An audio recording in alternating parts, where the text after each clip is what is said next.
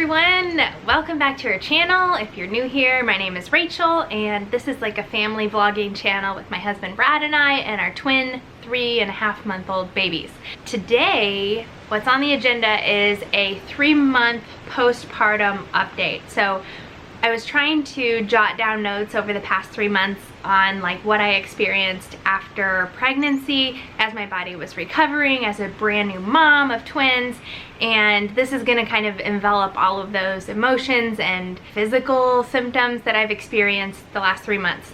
It's gonna be kind of all over the place. I definitely could be better prepared for this, but hashtag mom life. So we'll just go ahead and get started here.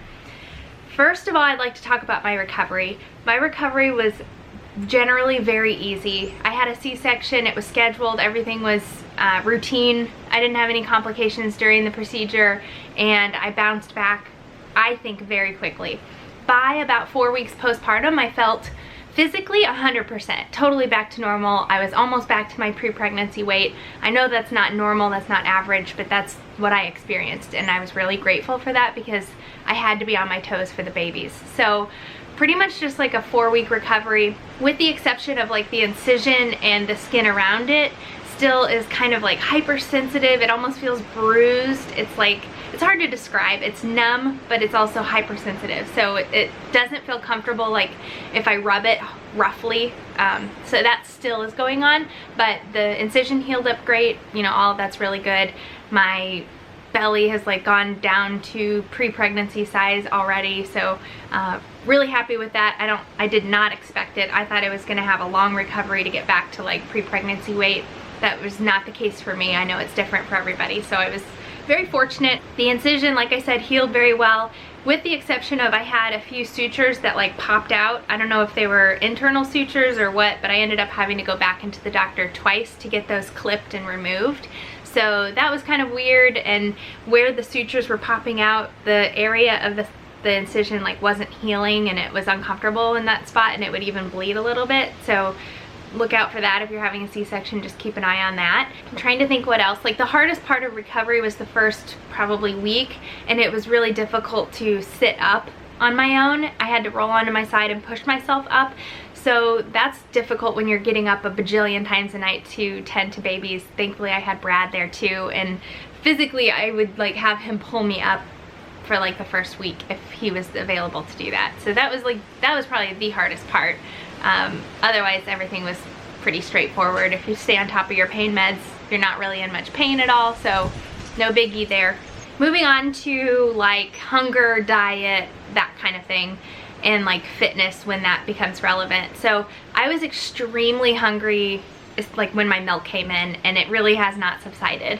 Maybe a little bit. I was extremely hungry. I'm still very hungry and I eat a ton, but it's not quite to the point it was at the beginning. Like at the beginning, every time I nursed, even throughout the night, I had to have a snack while I was doing it because I was extremely hungry, also extremely thirsty, which is very common.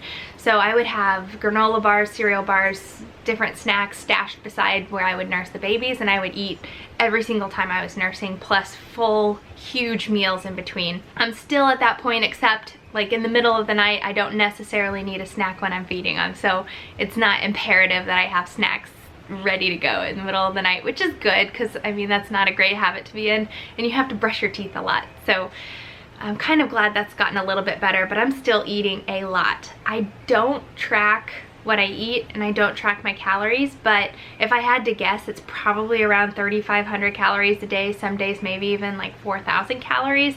I'm eating a ton, and part of that is because 1,000 calories a day right off the top is going towards milk for the babies on average. So it makes sense that I'm eating that much, and it makes sense that I'm that hungry, and eating that much, I'm down below pre-pregnancy weight now. So I'm finding it hard to even eat enough. Workouts at 6 weeks postpartum, I think on the day I did my first Peloton workout. Peloton is the bike that we always talk about. It streams live like spin classes from a studio in New York City.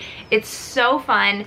That's pretty much the only workouts I've been doing, and I feel like in addition to like losing my baby weight, I also have like regained my figure. So really surprising to me that it's already happened. Kind of fantastic because it's almost summer, like swimsuit season. I'm also making it a priority to get in a good workout for 2 reasons.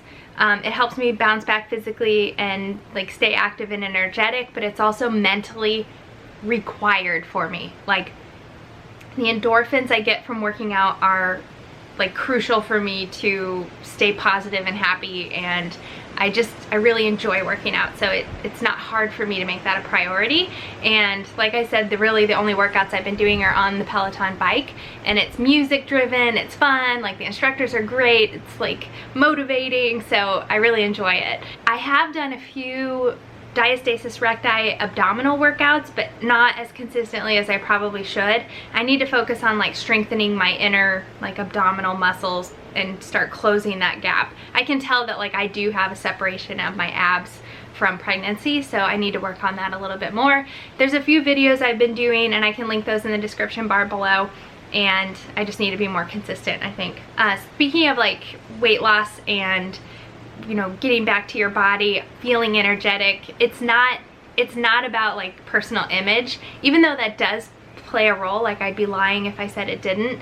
Everybody wants to like look good and feel good, but it's more about being healthy. I think that's what I need to harp on. It's almost like you get looked down upon if you're postpartum and you're trying to obtain your like previous image.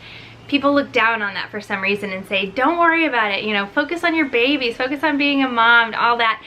You'd be lying if you said you didn't want to balance those things and try to regain some of your own personal happiness of feeling and looking good in your skin. Don't like hate me in the comments for touching on that, because I think that's something a lot of women can identify with.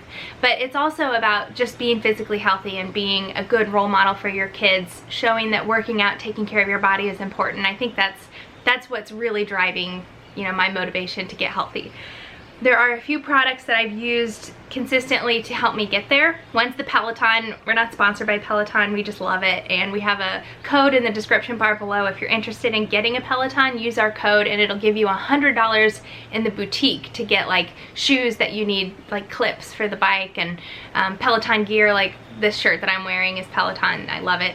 So yeah, one product I'm using to get healthy is the Peloton. Another product is this really awesome scale I got on Amazon. You stand on it barefoot and it measures not only your weight, but tons of other aspects of your health, like your water content, muscle content, fat content, like percentage wise of your body. So if you're on a health journey, sometimes you won't see the scale move in terms of your weight, but you'll see your body composition shift. Like you do better about drinking water, so your water content goes higher, your muscle mass increases, and your body fat percentage goes down. So I think that's really neat to be able to watch those things, and then you can connect it to your phone on an app and like watch, you know, your progress on a scale or on a graph. I love the scale. I'll put it in the description bar below. I used a girdle post-pregnancy, and that helped really like stabilize my core, but also kind of cinch in my waist a little bit and help with the separation in my abs. It is a must-have no matter what kind of delivery you have, because it works well if you have a C-section too. It doesn't like aggravate the incision.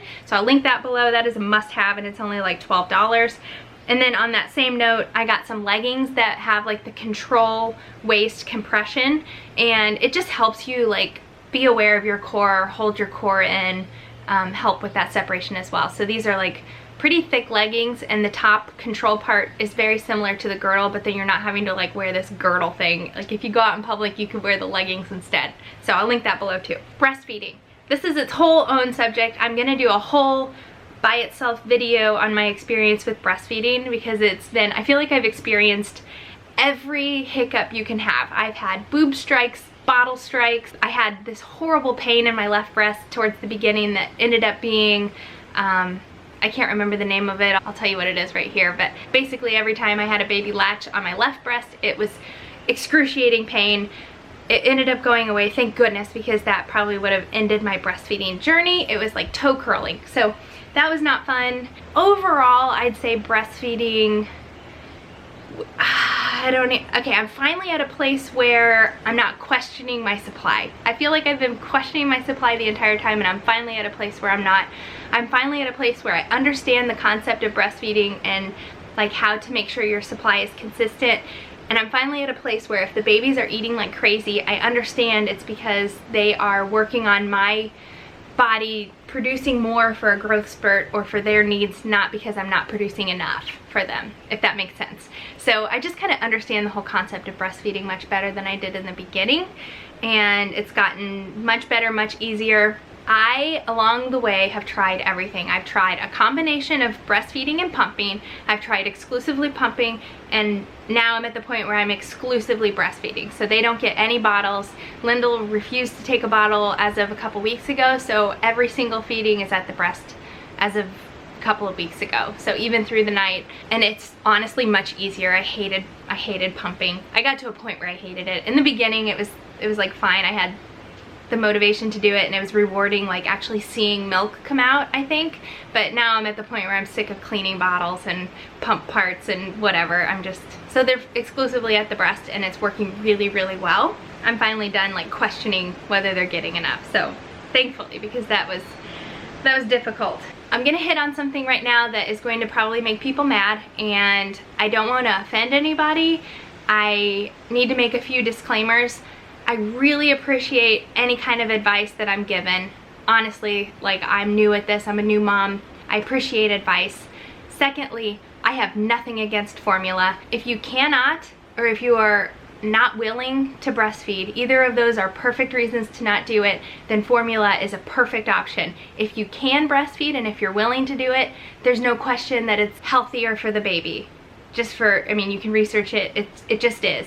Formula is not bad, with that said. There's also exceptions to what I'm about to say, and I understand that. I know you may have your friend's cousin's brother's daughter that had a baby and they ate broccoli and it made the baby gassy every single time, and I understand that like there are outlying situations, but what you eat as a general rule does not affect your baby. And I'm gonna link an article below. I found tons of research on this to support my stance on this subject, and I'm gonna put a link below to one of the articles that I really got like comforted by. Okay, if you are talking to a new mom that is breastfeeding for the very first time, please do not insinuate that something that she is doing is causing her baby to be colicky or upset,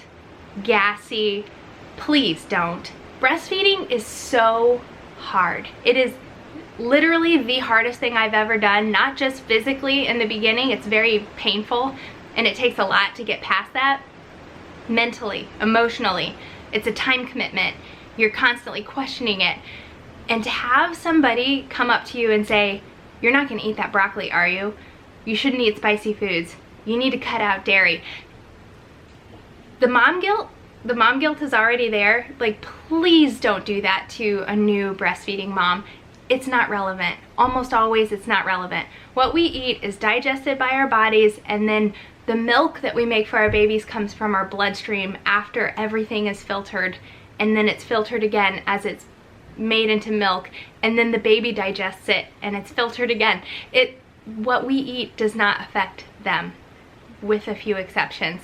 And one of the points that the article I'm linking below makes is, if that were the case, then cultures that eat extremely spicy foods as a norm would have like a huge population of very colicky, upset babies. It just doesn't make sense. So like I said, there are definitely babies that have like dairy sensitivity, and that's actually really rare, for one, and there are usually a bunch of other symptoms besides just having a really fussy baby that go along with the dairy sensitivity, like projectile vomiting, problems with their stool, constipation, skin problems, like tons of other things that you would be like, okay, there's definitely a problem, not just a generally fussy baby.